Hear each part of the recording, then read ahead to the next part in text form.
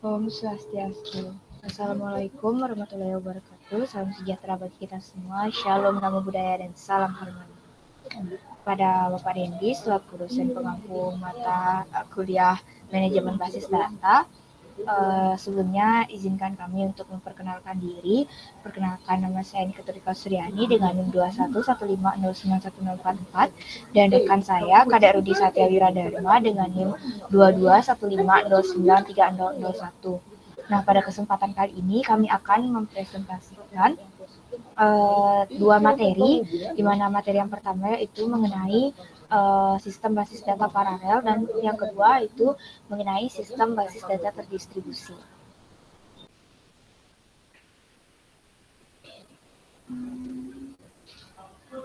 Nah, database paralel.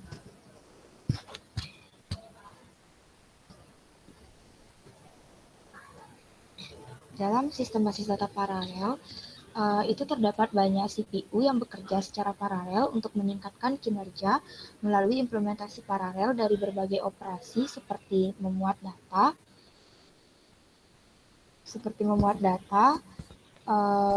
membuat indeks, dan mengevaluasi query. Pemrosesan paralel ini membagi tugas besar menjadi banyak tugas yang lebih kecil dan menjalankan tugas yang lebih kecil secara bersamaan di beberapa node atau CPU, sehingga tugas yang lebih besar itu dapat selesai lebih cepat.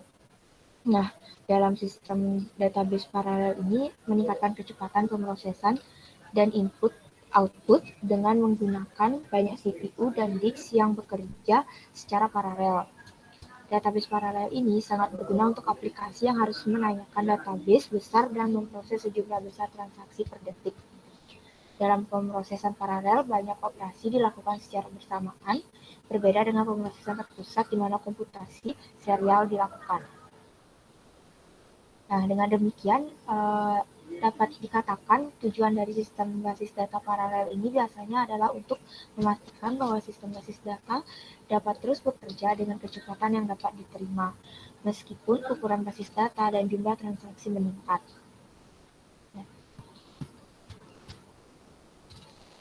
Nah, selanjutnya, adapun keuntungan dari database paralel, yaitu peningkatan throughput, kemudian peningkatan waktu respons, peningkatan kinerja yang substansial, peningkatan ketersediaan sistem, fleksibilitas yang lebih besar, kemungkinan untuk melayani sejumlah besar pengguna, dan berguna untuk aplikasi untuk meminta database yang sangat besar dan untuk memproses tingkat transaksi yang sangat besar.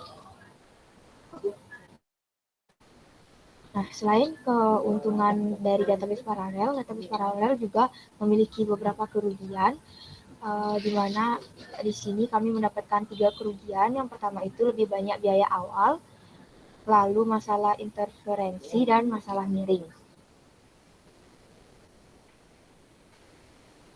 Nah, selanjutnya itu adapun arsitektur dari database paralel.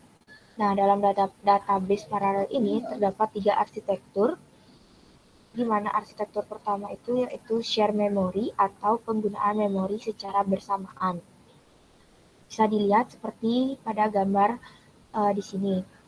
Kemudian yang kedua itu ada arsitektur database paralel share disk atau penggunaan disk bersama yang dapat dilihat pada gambar di sini. Kemudian yang ketiga itu ada arsitektur database paralel share nothing atau penggunaan secara sendiri-sendiri.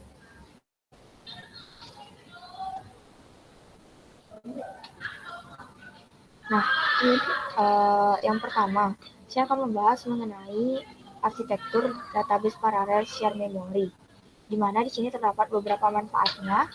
Yang pertama itu komunikasi antar CPU sangat efisien. Data dapat diakses oleh CPU tanpa dipindahkan dengan perangkat lunak. Sebuah CPU dapat mengirim pesan ke CPU lain jauh lebih cepat dengan menggunakan penulisan memori yang biasanya memakan waktu kurang dari 1 mikrodetik dibandingkan dengan mengirim pesan melalui mekanisme komunikasi. Selanjutnya yang kedua itu ada manfaatnya overhead komunikasi itu rendah karena memori utama dapat digunakan untuk tujuan ini dan layanan sistem operasi dapat dimanfaatkan untuk memanfaatkan CPU tambahan.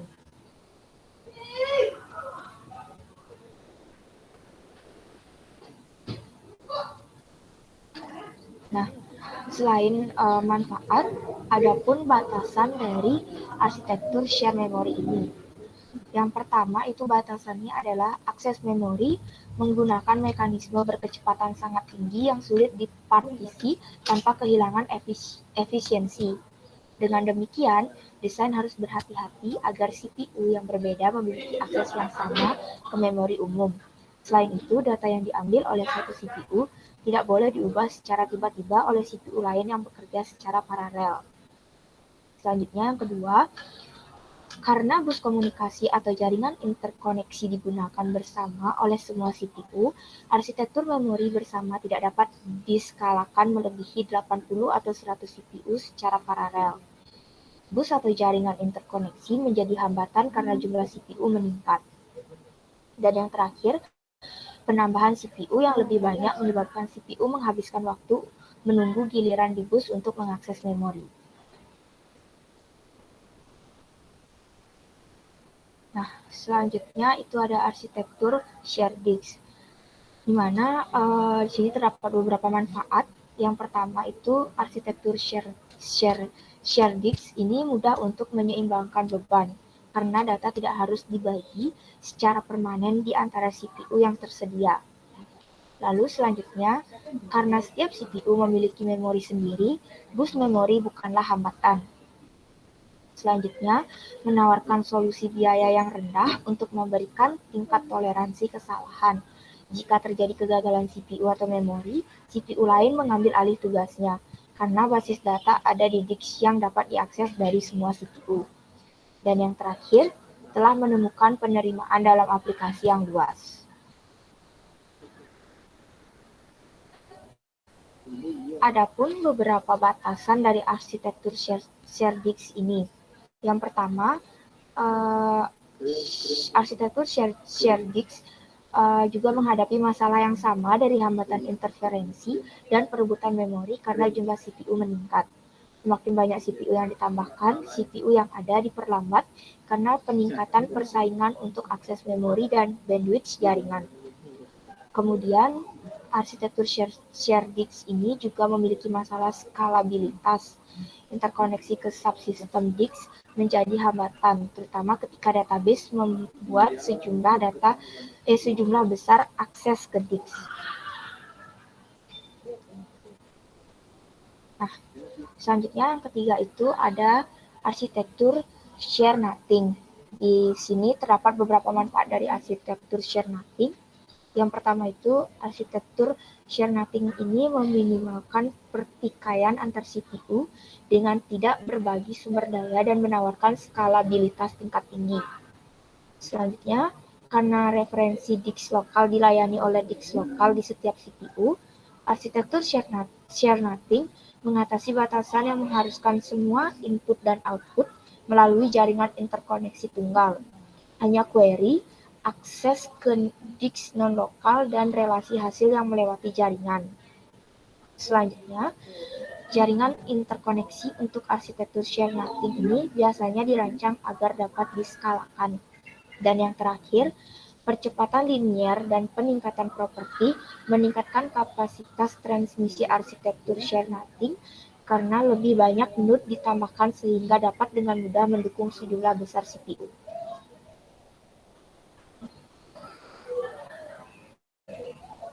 Nah, adapun beberapa batasan dari arsitektur share nothing ini. Yang pertama yaitu arsitektur share nothing sulit untuk menyeimbangkan beban. Selanjutnya, menambahkan CPU dan disk baru ke arsitektur share nothing berarti bahwa data mungkin perlu didistribusikan kembali untuk memanfaatkan perangkat keras atau sumber daya baru dan memerlukan reorganisasi kode DBMS yang lebih ekstensif. Selanjutnya, biaya komunikasi dan akses disk non-lokal lebih tinggi daripada arsitektur disk bersama atau memori bersama, karena pengiriman data melibatkan interaksi perangkat lunak di kedua ujungnya. Lalu, jaringan berkecepatan tinggi dibatasi ukurannya karena pertimbangan kecepatan cahaya. Selanjutnya, arsitektur share nothing ini memperkenalkan satu titik kegagalan pada sistem. Dan yang terakhir, membutuhkan sistem operasi yang mampu mengakomodasi pesan dalam jumlah besar yang diperlukan untuk mendukung komunikasi antar prosesor.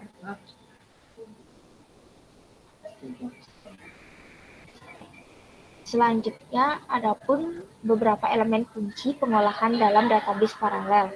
Yang pertama itu ada mempercepat, kemudian meningkatkan, kemudian sinkronisasi, dan yang terakhir itu adalah mengunci. Baik, di sini saya akan menjelaskan yaitu sistem basis data distribusi. Pertama, sistem basis distribusi adalah basis data yang disimpan secara fisik di beberapa sistem komputer dan di beberapa sistem yang terhubung bersama melalui jaringan komunikasi. Setiap situs biasanya dikelola oleh DBMS yang mampu berjalan secara independen dari situs lain. Dengan kata lain, setiap situs adalah situs sistem database dengan hak sendiri dan memiliki pengguna lokal sendirinya, dan DBS lokal dan manajer komunikasi data lokal sendiri. Sistem basis data distribusi dapat memproses data dan transaksi keduanya dibagi menjadi satu atau lebih komputer yang terhubung oleh jaringan. Masing-masing komputer memainkan peran khusus dalam sistem. Komputer dalam sistem distribusi berkomunikasi satu sama lain melalui berbagai media komunikasi seperti jaringan, saluran telepon, kecepatan tinggi. Selanjutnya yaitu perbedaan antara database paralel dan database distribusi. Perbedaan utama ada dalam mode operasi.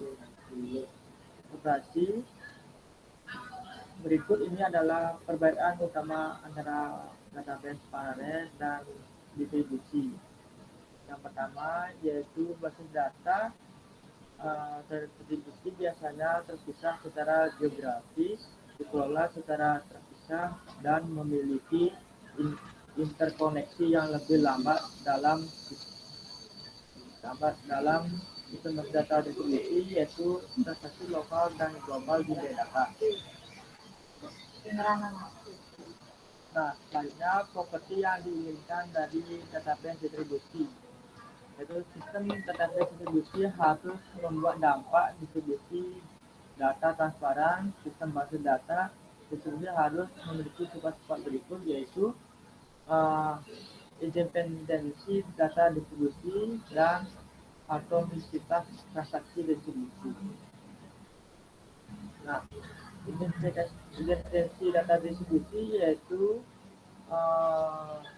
data yang mungkin pengguna untuk melayangkan query tanpa menentukan di mana relasi, referensi atau salinan atau fragmen relasi berada pada prinsip ini yaitu dari identitas data fisik dan logis. Selanjutnya, atomistik transaksi distribusi, yaitu transaksi distribusi memungkinkan pengguna untuk menulis transaksi yang mengakses dan memperbarui data di beberapa situs, sama seperti mereka yang akan menulis transaksi melalui data lokal murni. Halnya jenis database distribusi. Seperti bahas pada bagian selanjutnya, dalam sistem basis data distribusi dan perangkat lunak distribusi melalui beberapa situs yang terhubung oleh jaringan komunikasi.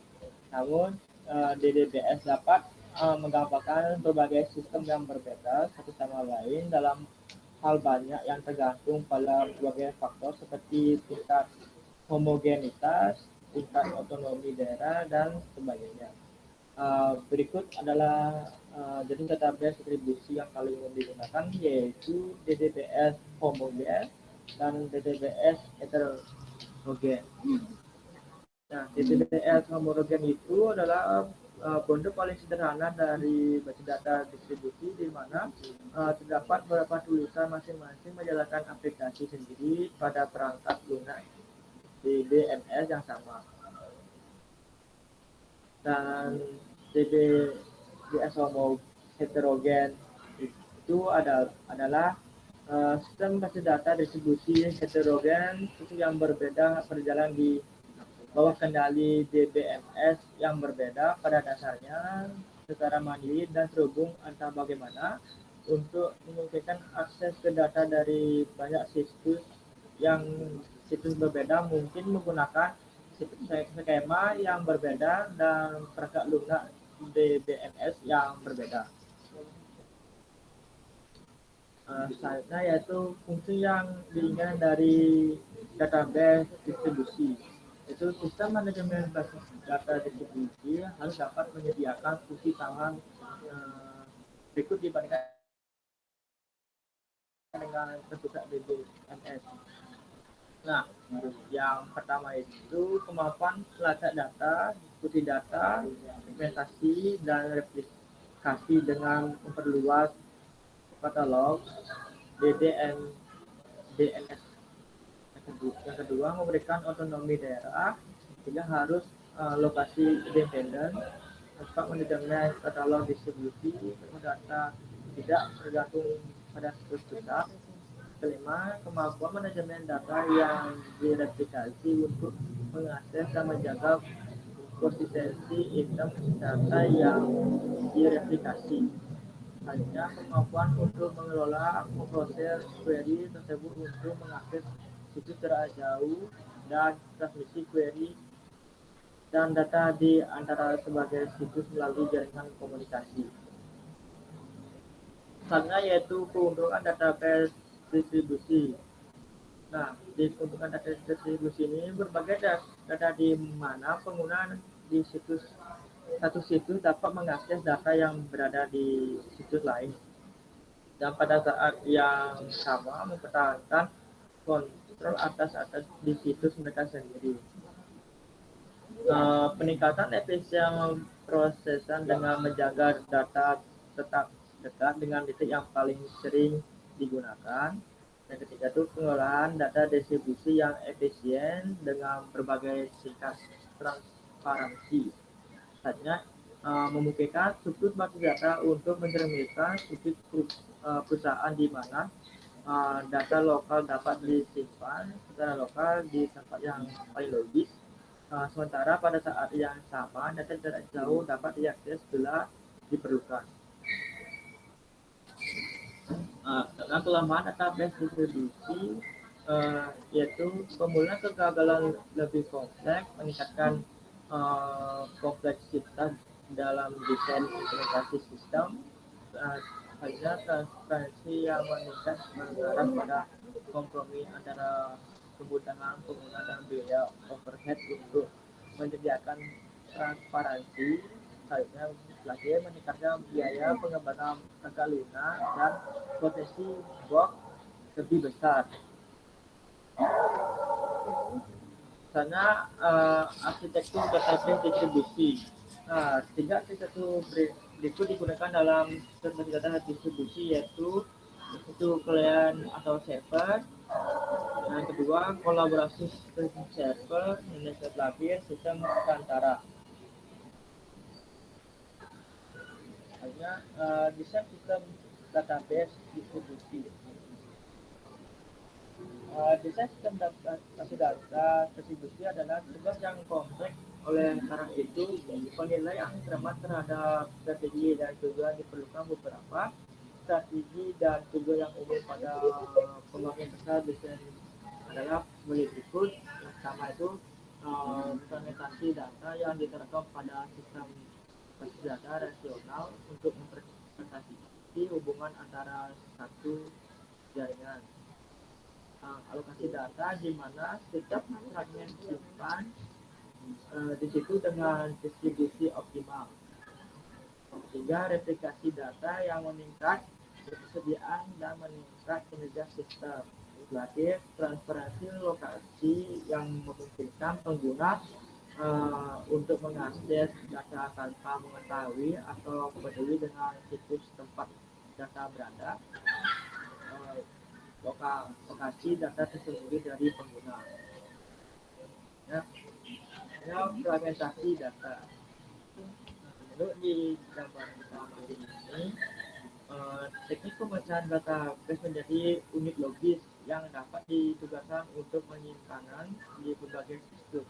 Tersebut fragmentasi data dalam fragmentasi data suatu relasi terdapat partisi atau fragmentasi menjadi beberapa fragment atau potongan untuk tujuan penyimpanan fisik dan mungkin ada beberapa replika dari setiap fragment itu.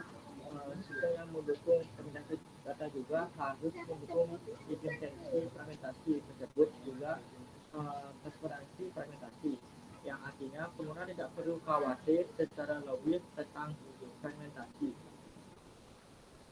Fragmentasi horizontal. Fragmentasi horizontal dari suatu relasi adalah himpunan bagian dari tunggal atau baris dengan semua atribut dalam relasi tersebut. Fragmentasi horizontal membagi relasi secara horizontal dengan menugaskan setiap tunggal atau grup subset dalam tunggal relasi satu atau lebih fragment, di mana setiap tunggal atau relasi memiliki makna logis tertentu seperti gambaran sebelah kanan. Yang menurut seperti di gambar sebelah kiri yaitu total fragmentasi data horizontal. Nah, di mana Y atau aljabar relasional untuk memilih P didekat berdasarkan satu atau lebih atribut CR. Contoh fragmentasi pada gambar 18.6 adalah fragmentasi horizontal dapat ditulis dalam aljabar relasional sebagai membuat IMP dan karyawan tersebut. Nah, fragmentasi horizontal sesuai dengan operasi relasional dari larangan dalam fragmentasi horizontal operasi union dilakukan untuk mengkonstruksi relasi artinya. Nah, fragmentasi vertikal. Fragmentasi vertikal membagi relasi dengan mendekomposisi secara vertikal dengan kolom atribut. Fragment vertikal dari sebuah relasi hanya menyimpan atribut tertentu dari relasi tersebut pada siklus tertentu, karena setiap siklus mungkin tidak memerlukan semua atribut dan sebuah relasi. Dalam fragment vertikal, sistem yang menyediakan sampel ID digunakan sebagai atribut kunci primer atau kunci kandidat bersama dengan relasi yang disimpan sebagai alamat untuk menghubungkan ke fragmentasi vertikal sesuai dengan operasi relasional proyek dan definisi sebagai berikutnya. Nah, fragmentasi campuran. Nah, fragmentasi horizontal atau vertikal dari skema database dengan sendirinya tidak itu untuk mendistribusikan data secara memadai. Untuk berbagai aplikasi sebaliknya diperlukan fragmentasi campuran atau hybrid. Sebagai gambar di atas itu contoh fragmentasi vertikal dan relasi absolut antara fragmentasi sebagai berikutnya. Relasi data. Relasi data menggambarkan proses memutuskan tentang menemukan atau menempatkan data ke beberapa siklus. Berikut adalah strategi penempatan data yang digunakan dalam sistem basis data distribusi, yaitu yang pertama itu terpusat, dibuat diversisi atau terfragmentasi, juga direplikasi. Nah, dalam kasus strategi terpusat, seluruh database semua dan DNS disimpan di satu siklus. Namun pengguna distribusikan secara geografis di seluruh jaringan.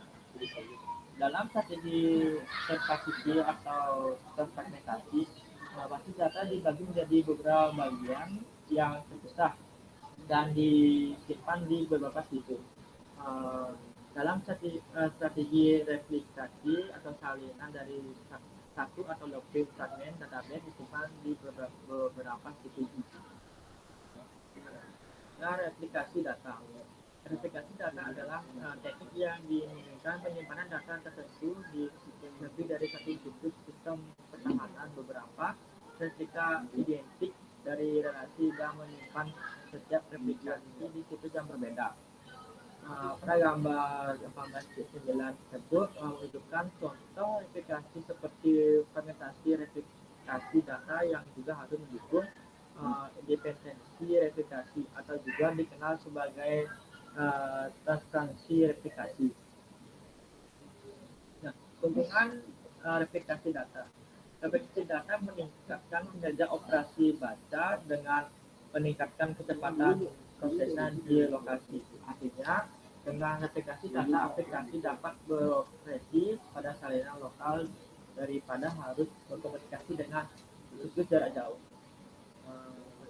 Replikasi data meningkatkan persediaan data untuk transaksi hanya baca.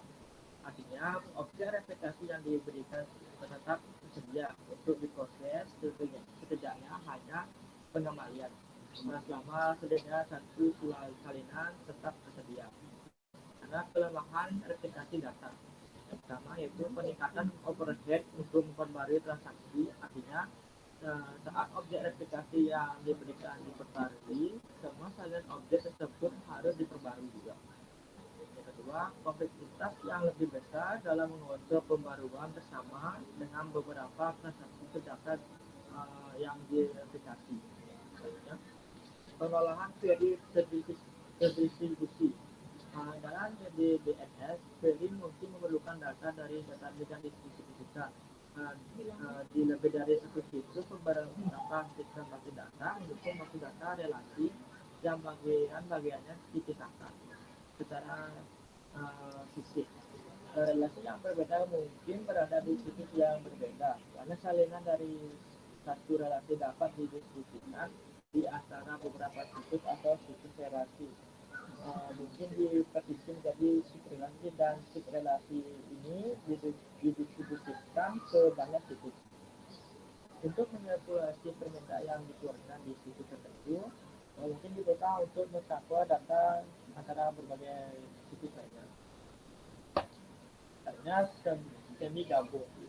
Dalam proses query terdistribusi, biaya transmisi atau komunikasi tinggi. Oleh karena itu, operasi semi join digunakan untuk mengurangi ukuran relasi yang perlu ditransmisikan dan juga biaya komunikasi. Misalkan R, employer, dan exposure. Masing-masing disimpan di situs C dan situs D. Seperti yang ditunjukkan pada gambar kelas 1 sebelumnya. Sebenarnya di sini kita di gambaran ini perlu operasi proyeksi relasi S project terlebih dahulu dan kemudian melakukan join tersebut sambil join dan dilembangkan dengan Y berarti bahwa dikarenakan proyek karyawan itu di gambar berikut contohnya saya kontrol konsistensi pada database distribusi. Dalam gambaran ini seperti yang kita sampaikan bahwa database sistem distribusi berada di beberapa situs atau integritas data menjadi lebih bermasalah karena data distribusi aktivitas transaksi dapat terdiri dari sejumlah situs dan sulit untuk menjaga urutan waktu di antara tindakan kontrol kontekstis menjadi sulit ketika pada dua atau lebih transaksi mengeksekusi secara bersama atau pada waktu yang sama dan keduanya membutuhkan akses ke catatan data yang sama untuk meningkatkan proses. Nah, penguncian distribusi. Penguncian adalah metode kontrol konstruksi paling sederhana di DBS. Seperti di bab 12 bagian 12.4 sebelumnya. Jenis penguncian yang berbeda dapat diterapkan dalam penguncian distribusi. Di DDBS, fungsi pengolahan kunci distribusi ke beberapa situs. DDBS memelihara manajer kunci di setiap situs yang berfungsi untuk mengelola permintaan kunci dan dibuka kunci untuk item pada yang disimpan atau di situs tersebut. Selanjutnya keuntungan penguncian terdistribusi. Yang pertama itu implementasi sederhana. Kedua, mengurangi tingkat kemacetan. Ketiga, overhead yang cukup rendah, membutuhkan dua transfer pesan untuk menangani permintaan kunci dan satu transfer pesan untuk menangani permintaan buka kunci. Karena kerugian penguncian distribusi. Pertama itu penanganan kebutuhan yang lebih kompleks karena permintaan kunci dan buka kunci tidak dilakukan dari situs lainnya.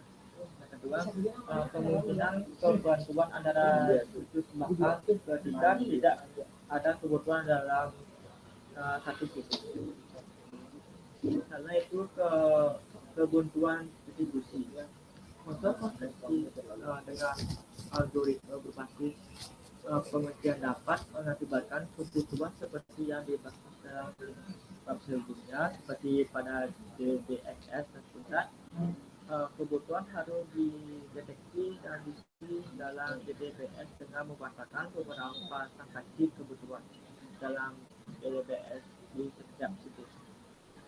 Mempertahankan grafik penunggu lokal atau LWFD dengan siklus dalam grafik lokal menunjukkan kebutuhan, namun dapat terjadi kebuntuan meskipun tidak ada graf lokal yang bersiklus. Penandaan waktu. Waktu adalah metode untuk mengidentifikasi pesan dengan waktu sanksinya. Dalam DBS, setiap salinan item data berisi dua nilai. Stempel waktu, yaitu stempel waktu baca dan stempel waktu tulis.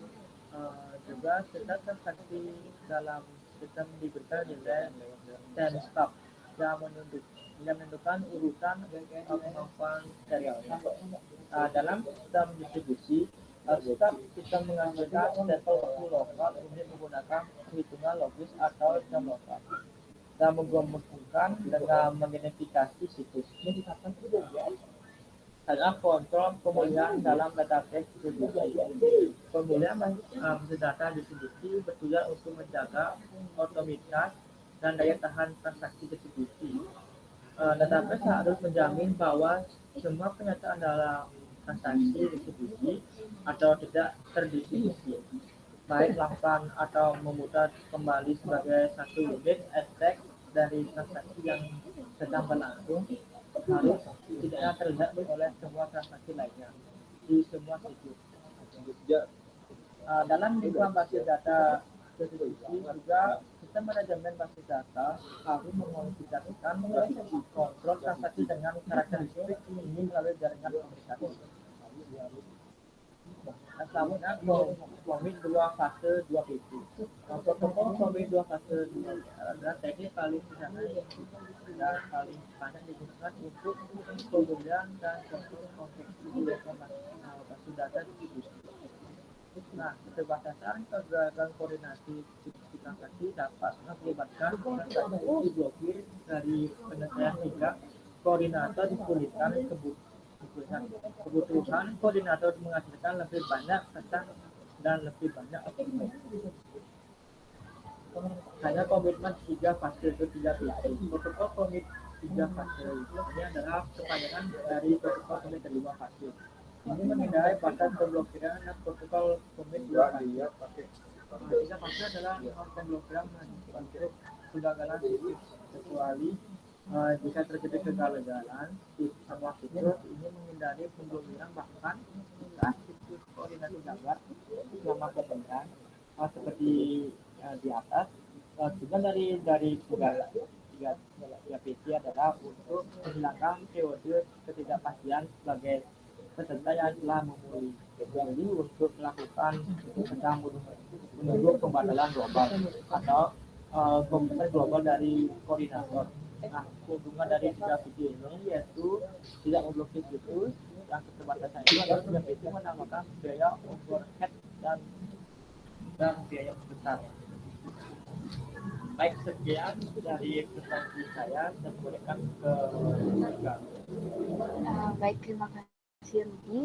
Mungkin sekian yang dapat kami presentasikan.